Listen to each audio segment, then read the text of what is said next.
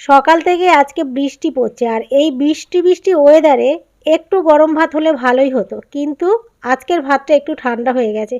তো যাই হোক, পুরোপুরি ঠান্ডা হয়নি বলে আর গরম করলাম না। এই যে প্রথমেই থালাতে যা নিয়েছি সেটা হলো ভাত, আর আজকে দুপুরের ভাত নিয়ে চলে এসেছি, কিন্তু প্রথমেই বলতে ভুলে গিয়েছিলাম।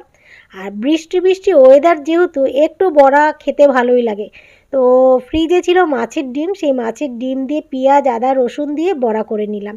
একটু সামান্য চাল গুঁড়ো দিয়েছি, বেশি চাল গুঁড়ো দেইনি, তাহলে ডিমের যে স্বাদটা সেটা পাওয়া যাবে না। আর এখন তো গরম পড়েই গিয়েছে, এখন পটল আর ঘর থেকে যাবে না, পটল ঝুড়িতে থাকবে।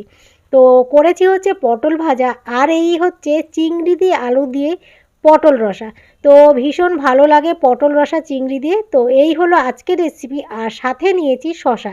তো দুপুরের খাবারটা আজকে বেশ জমে যাবে। তো এই হলো আজকের দুপুরের মেনু।